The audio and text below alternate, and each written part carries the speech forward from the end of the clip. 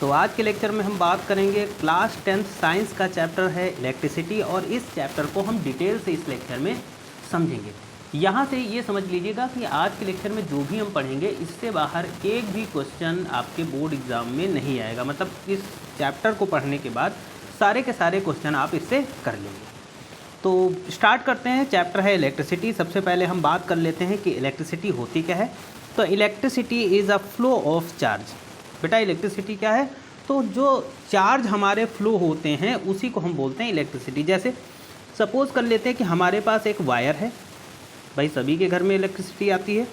तो जब कोई वायर होता है तो उस वायर में आपने देखा होगा कि इलेक्ट्रिसिटी फ़्लो होती है। और इलेक्ट्रिसिटी फ़्लो क्यों होती है? क्योंकि उस पर चार्ज फ्लो, भाई चार्ज एक आगे की ओर एक जगह से दूसरी जगह, मतलब इस तरीके से आगे की ओर चलते रहते हैं, यानी चार्ज फ्लो करते रहते हैं। और जब चार्ज फ्लो होती है तो उसी को हम बोलते हैं कि यहाँ पर भाई इस वायर में इलेक्ट्रिसिटी जा रही है। तो आई थिंक आपको समझ में आ गया होगा कि इलेक्ट्रिसिटी होती क्या है। तो electricity is the flow of charge. ठीक है, चार्ज की बात करते हैं तो it is property of charge. यहाँ पर हम चार्ज के बारे में कुछ डिस्कस करेंगे। चार्ज होता क्या है इसको डिटेल से हम समझेंगे। इट मे बी पॉजिटिव और नेगेटिव। बेटा देखो चार्ज क्या होता है, चार्ज या तो पॉजिटिव होगा या तो नेगेटिव होगा। ठीक है, like charge repel each other and unlike charge attract each other. देखो बेटा अगर लाइक चार्ज हैं, लाइक चार्ज का मतलब क्या होगा कि मान लेते हैं कि प्लस और प्लस के जो चार्ज हैं तो ये एक दूसरे को रिपेल करेंगे। रिपेल का मतलब एक दूसरे को अपने से दूर भेजेंगे, है ना। तो ये एक दूसरे को रिपेल करेंगे। माइनस माइनस ले लो, माइनस माइनस होंगे तो क्या है, चार्ज दोनों लाइक चार्ज हैं, यानी सेम चार्ज क्या करेंगे, एक दूसरे को रिपेल करेंगे, एक दूसरे को इधर से उधर भेजेंगे। कभी ये अपने मतलब एक दूसरे को अट्रैक्ट नहीं करेंगे, एक दूसरे से हमेशा दूर ही भगेंगे, यानी ये एक दूसरे को रिपेल करेंगे। वहीं पर बात करते हैं unlike charge attract each other. भाई एक प्लस ले लिया और एक माइनस ले लिया, तो यहाँ पर क्या होगा, ये दोनों अनलाइक चार्ज हैं, मतलब एक साइड प्लस का है और दूसरे साइड माइनस का है। तो ये एक दूसरे को क्या करेंगे, अट्रैक्ट करेंगे, एक दूसरे को अट्रैक्ट करेंगे। तो वही चीज़ यहाँ पर बताई गई है कि like charge repel each other and unlike charge attract each other. समझ गए? आगे देखो, it's SI unit is coulomb. देखो जो चार्ज होता है उस चार्ज की जो एसआई यूनिट होती है बेटा क्या होती है, कूलाम होती है। और कूलाम को हम लोग बेटा सी से रिप्रेजेंट करते हैं।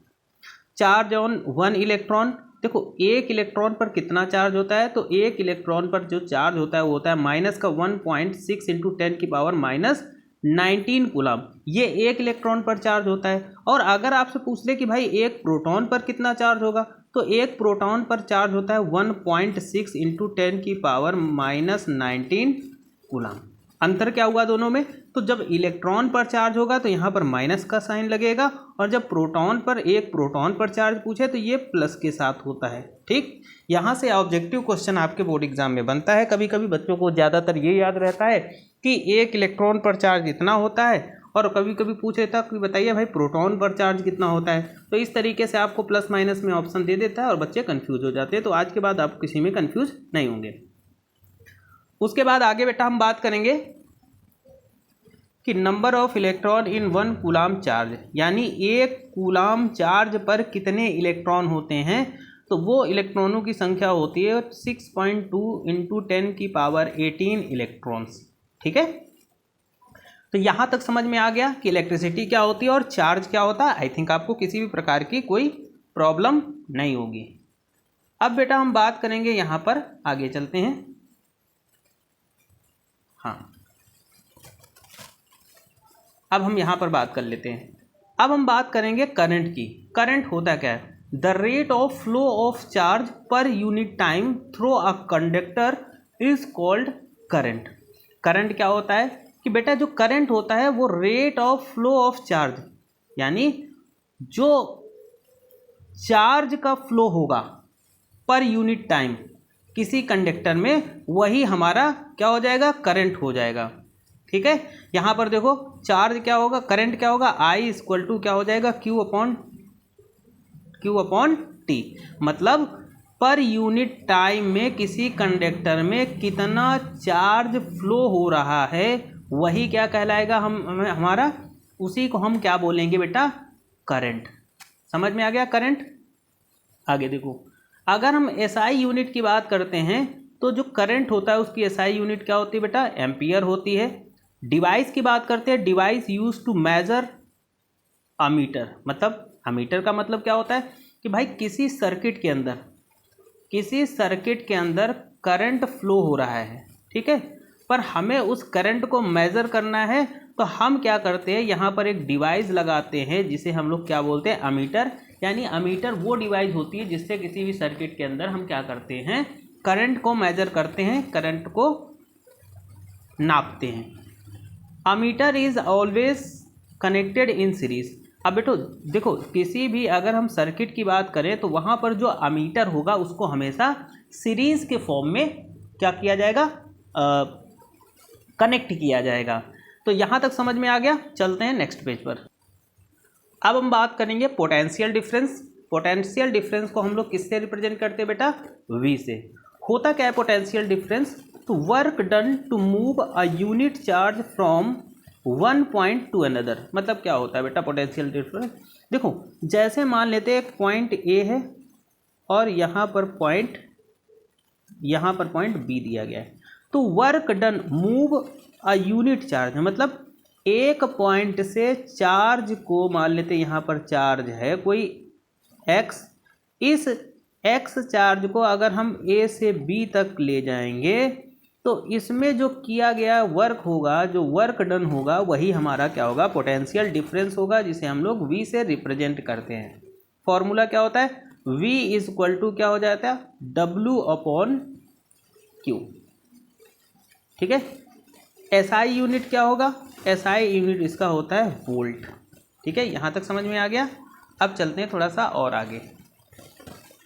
अब हम बात करते हैं बेटा यहाँ पर 1 वोल्ट, चाहे तो 1 वोल्ट या फिर एक इस तरीके से बना सकते हो वोल्ट। 1 वोल्ट की डेफिनेशन पूछी जाती पेपर में। 1 वोल्ट की डेफिनेशन क्या है, when 1 joule work is done in carrying 1 coulomb charge then potential difference is called 1 volt. ठीक है, मतलब 1 जूल वर्क करने में, यानी 1 joule work is done carrying 1 coulomb charge, 1 coulomb charge को कैरी करने के लिए जो 1 जूल वर्क करना पड़ेगा, देन पोटेंशियल डिफरेंस भी वहाँ पर क्या होगा, 1 वोल्ट ही होगा, 1 वोल्ट ही होगा। ठीक है, आगे हम बात करते हैं। Potential difference is measure by volt meter. मतलब समझो, अगर हमें पोटेंशियल डिफरेंस को मेजर करना है तो हम उसके लिए एक डिवाइस लगाएंगे जिसे बेटा हम क्या बोलते हैं, जिसे हम लोग वोल्ट मीटर बोलते हैं। ठीक है, वोल्ट मीटर होता क्या है आगे हम समझ लेते हैं बेटा।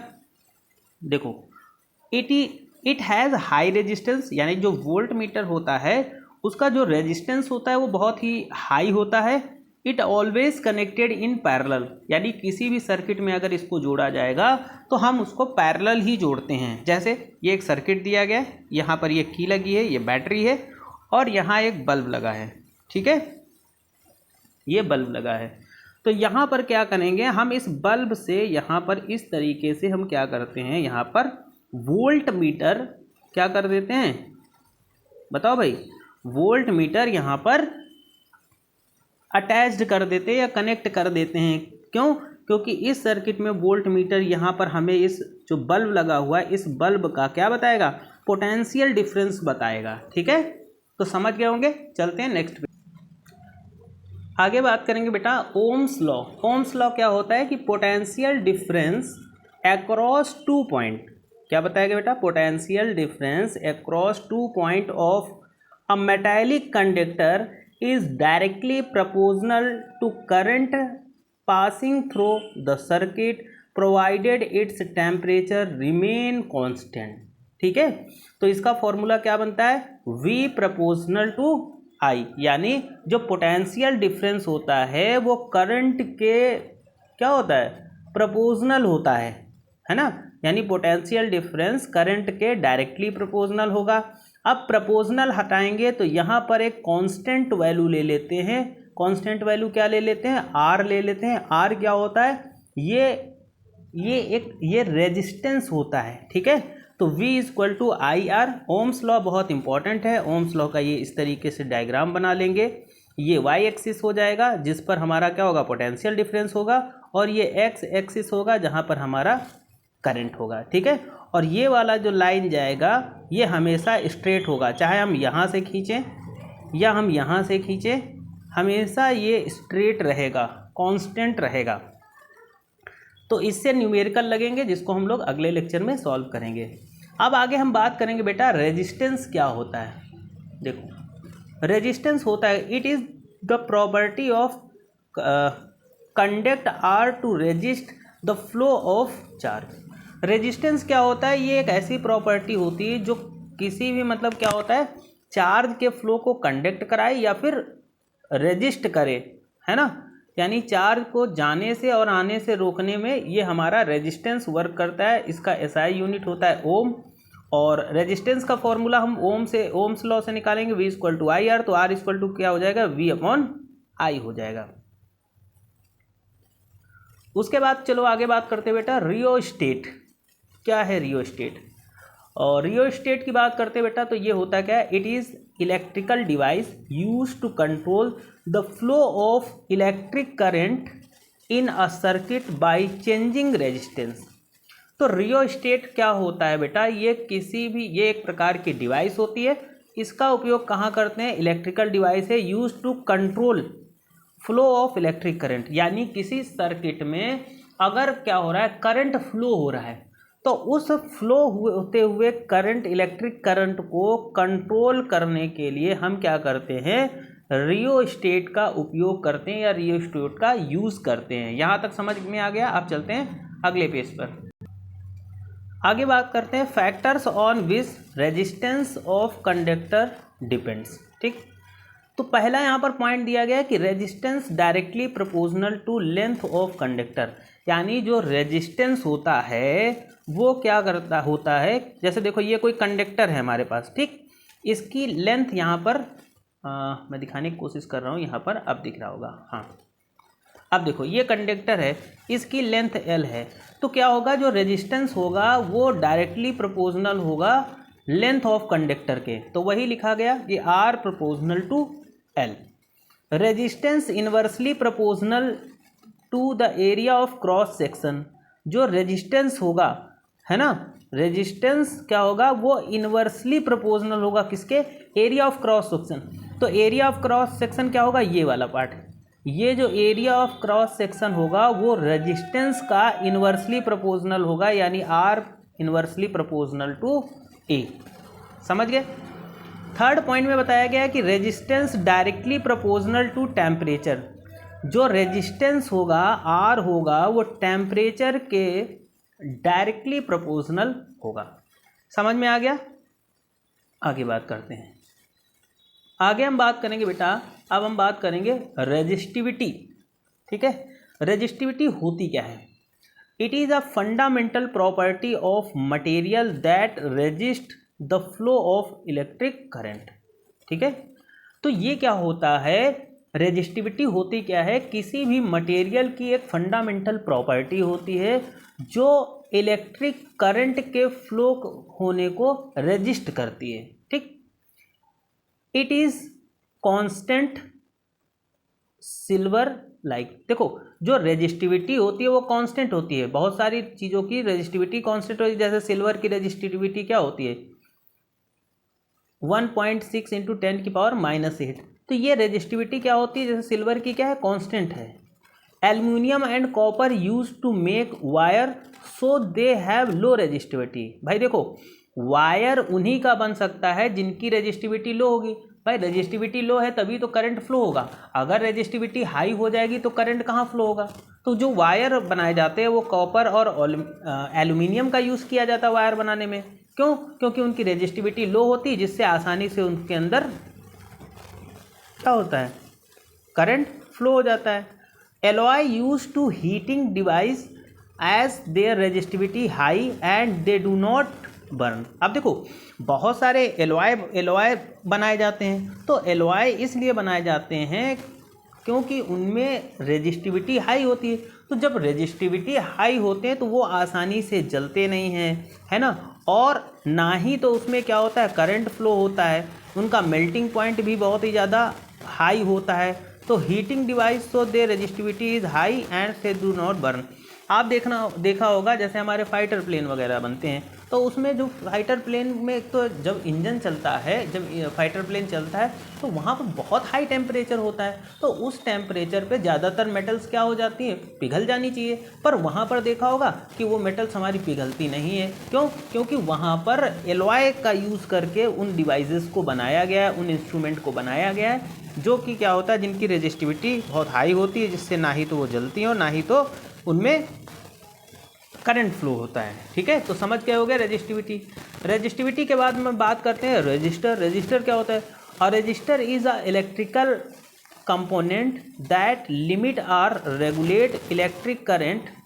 ठीक है, तो रजिस्टर क्या होता है बेटा, एक प्रकार से हम कह सकते हैं ये एक इलेक्ट्रिकल कंपोनेंट है जो क्या करता है, that limit or regulate electric current, यानी इलेक्ट्रिक करंट को एक तो लिमिट कम ज़्यादा जो मतलब भेजने का काम करता है, वो यही करता है, जैसे फैन, बल्ब, टीवी एट्सेट्रा इनमें। ठीक है, तो यहाँ तक समझ में आ गया। अब चलते हैं अगले पेज पर, आगे बात करते हैं resistors are connected two way, यानी जो रजिस्टर होते हैं उनको दो तरीके से कनेक्ट कराया जाता है। एक तो इन सीरीज फॉर्मेट में क्या होगा कि कोई सर्किट होगा, उसमें इस तरीके से यहाँ पर रजिस्टर लगे हुए हैं R1, R2, R3।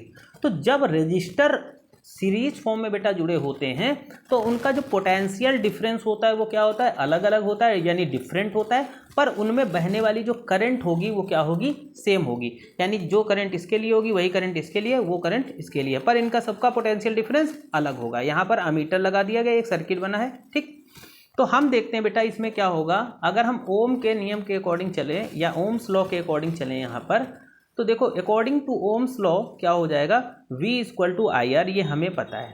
ठीक, पर इस वाले रजिस्टर के लिए क्या हो जाएगा, V1 equal to I R1, दूसरे वाले के लिए क्या हो जाएगा, V2 आई R2, तीसरे वाले के लिए क्या हो जाएगा, V3 आई R3, यहाँ हो जाएगा। अब हम टोटल पोटेंशियल डिफरेंस करें, यानी टोटल पोटेंशियल डिफरेंस अगर हम कर दें यहाँ पर तो क्या हो जाएगा, तो V equal to V1 V2 plus V3 हो जाएगा। V इक्वल टू V1 की वैल्यू रख दिया, V2 की वैल्यू, V3 की वैल्यू रखा। अच्छा, हमें पता है V इक्वल टू क्या होता है, IR होता है, ये ओम्स लॉ के अकॉर्डिंग। तो V इक्वल टू IR, तो यहाँ IR1 IR2 IR3, इन सब में देखो I कॉमन मिल रहा क्योंकि करंट सेम है, तो I कॉमन मिल जाएगा, तो यहाँ से I और यहाँ से I कट जाएगा, कैंसिलेट हो जाएगा, तो यहाँ से क्या बचेगा, R equal to R1 R2 R3। तो यहाँ पर समझ में आया होगा कि अगर रजिस्टर सीरीज़ फॉर्म में हो तो वहाँ पर रजिस्टर का जो फॉर्मूला आएगा और इसी से हमारे न्यूमेरिकल लगेंगे, जो कि हम अगले लेक्चर में देखेंगे। अब देखो सेकंड क्या होता है, रजिस्टर कनेक्टेड आर पैरेलल, यानी जब रजिस्टर पैरेलल कनेक्ट हो, तो ये कोई सर्किट दिया गया, यहाँ पर देखो इस तरीके से, यहाँ पर पहला resistor R1, second resistor R2, third resistor R3।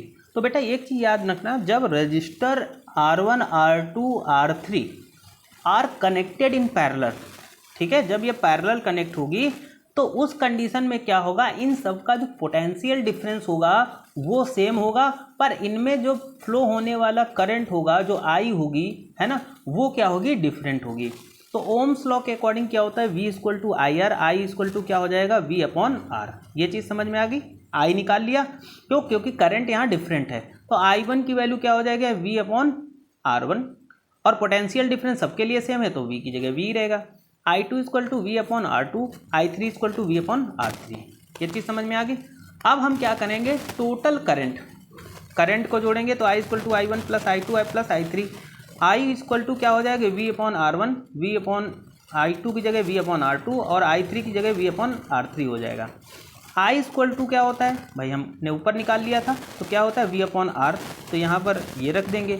अब सब में देखो क्या कॉमन मिल रहा है, सब में V कॉमन मिल रहा है, तो जब V कॉमन मिल रहा है तो V से V कट जाएगा, तो यहाँ पर फॉर्मूला निकल के आ जाएगा बेटा, क्या निकल के आ जाएगा, 1/r equal to R1 plus 1/R2 plus 1/R3। तो जब रजिस्टर पैरेलल फॉर्म में जुड़े होंगे तो उसका फॉर्मूला ये होगा, और इसी से तुम्हारे क्या होंगे, आपके सारे के सारे क्वेश्चन लगेंगे। यहाँ तक समझ में आ गया। अब चलते हैं आगे नेक्स्ट पे।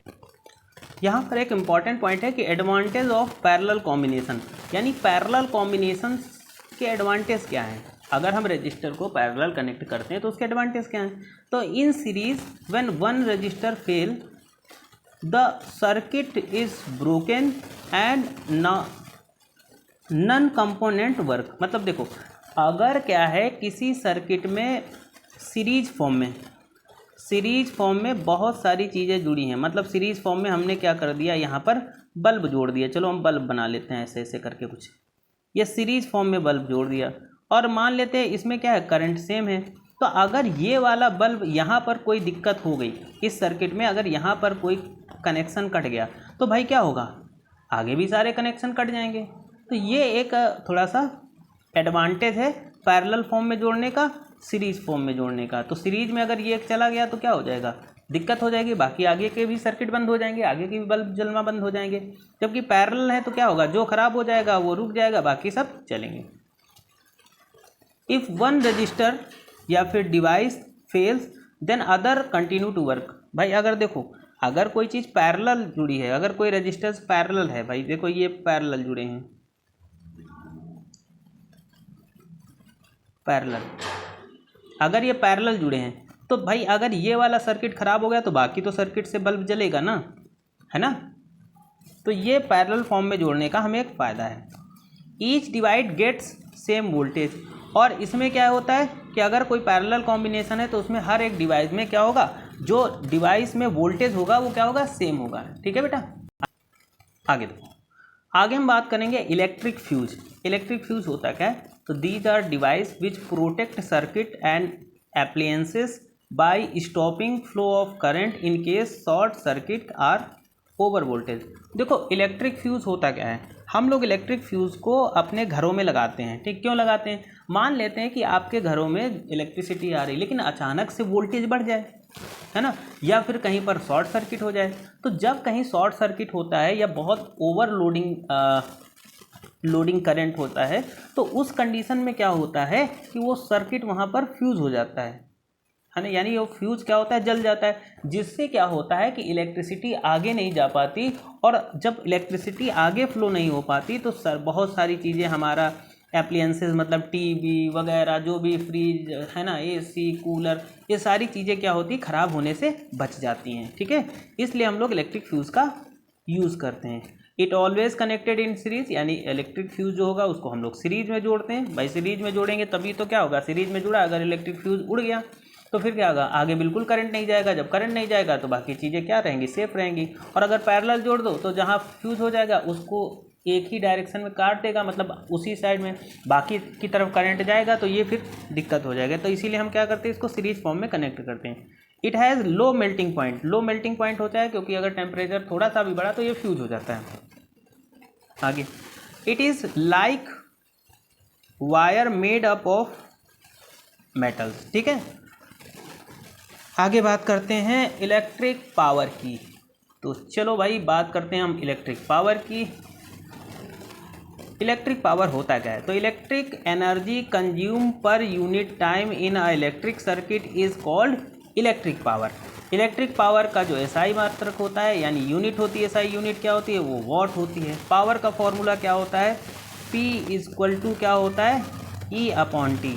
अच्छा, E क्या होता है, H के बराबर ही होता है, यानी एनर्जी H। तो हम जहाँ पर E होगा वहाँ पर H भी लिख सकते हैं। ठीक है, अब देखो एक फॉर्मूला और हो जाता है यहाँ पर, H इक्वल टू क्या होता है, H इक्वल टू होता है IR²T। तो P बराबर क्या होता है, E की जगह हम क्या रख देंगे, ये वैल्यू रख देंगे। भाई देखो यहाँ पर P इक्वल टू हम क्या लिख सकते हैं, P इक्वल टू लिख सकते हैं H/T, और H की जगह कितनी वैल्यू रख सकते हैं, H की वैल्यू है IR²T/T। तो T से T कैंसलेट हो जाएगा, तो P इक्वल टू एक फॉर्मूला आ जाएगा हमारा, क्या, P इक्वल टू फॉर्मूला आ जाएगा IR², और I बराबर क्या होता है, V/R। तो अगर हम इसको भी रख देंगे, V/R को भी यहाँ पर रख देंगे, तो देखो यहाँ पर क्या आ जाएगा, यहाँ पर क्या आ जाएगा, V upon R, R square से आर काट दो तो क्या हो जाएगा, P इक्वल टू एक फॉर्मूला और बन गया V आर। आगे देखो, अगर यहाँ पर पूछ लिया जाए कि 1 यूनिट इक्वल टू होता है 1 kilowatt hour, 1 kWh kilowatt hour कितना होता है, वैल्यू होती है 3.6 × 10⁶ जूल। आगे चलते, आगे बात करेंगे बेटा heating effect of electric current, यानी हीटिंग इफेक्ट होता क्या है समझ जाओगे 2 मिनट में।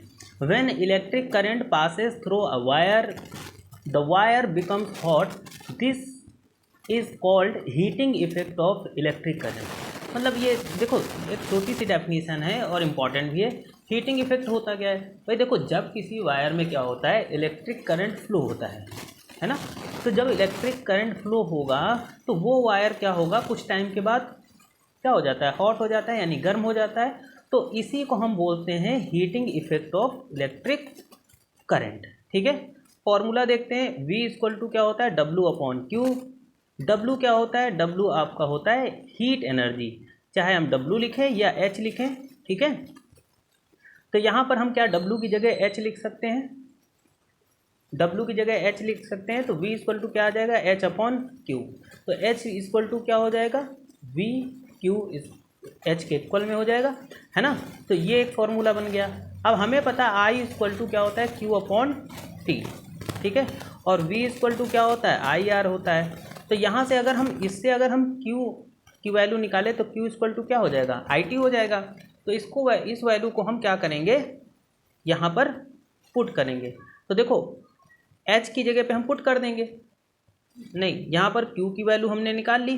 अब इस Q की वैल्यू यहाँ पर पुट करेंगे इस वाली इक्वेशन में, यहाँ पर पुट कर देंगे तो H इक्वल टू क्या हो जाएगा, VIT, एक फॉर्मूला ये बन गया।